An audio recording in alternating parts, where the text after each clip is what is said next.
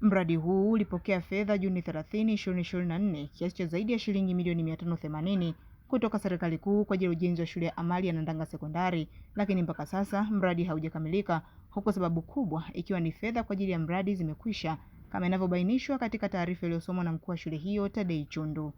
Mradi huu ulianza kutekelezwa mnamo tarehe 7 mwezi wa pili 2025 na kutarajia kukamilika tarehe 7 mwezi wa 5 mwaka 2025. Baadhi ya changamoto katika utekelezaji wa mradi huu ni kama zifuatazo: moja, mkandarasi kutotekeleza mradi kwa wakati, hivyo kusababisha kuvunjwa kwa mkataba.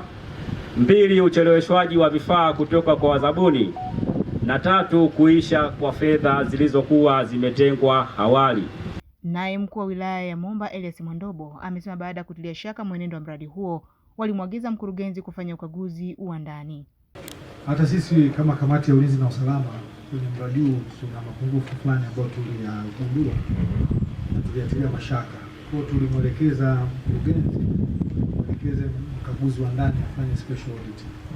Na alifanya special audit na ripoti tayari imekabidhiwa, ililetwa kamati ya ulinzi na usalama na tumekabidhi kamanda wa TAKUKURU afanyie kazi yale mapungufu ambayo alikuwa anatiwa mashaka. Auditor, unafanya kazi yako vizuri kufuatilia hii miradi. Huu mradi uliupitia? Umeupitia? Umejiridhisha na matumizi ya fedha? Nimejiridhisha na kulikuwa kuna hizo chache ambazo zilishaandikiwa na siku kupitia.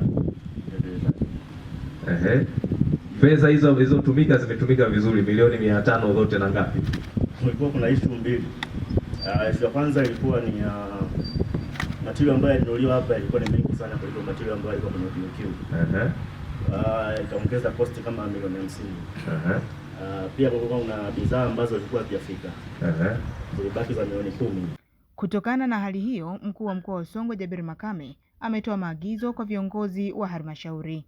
Na nitoe maelekezo Mheshimiwa mkuu wa wilaya, lakini pia watu wa TAKUKURU, pitieni hiyo taarifa ya mkaguzi wa ndani.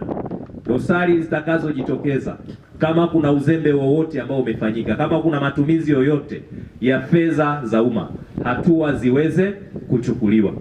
Maeneo mengi tunakutana na hii changamoto kwamba miradi fedha zinaletwa lakini haikamiliki. Lakini kiwango cha kutokamilika kinatofautiana. Kiwango ambacho mimi nimekiona hapa ni kiwango kikubwa sana. Ukiangalia majengo ambayo bado hayajakamilika ni majengo mengi sana.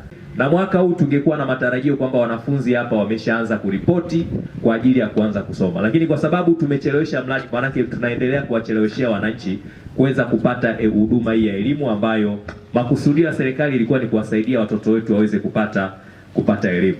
Aida Matthew Kraus, Songwe.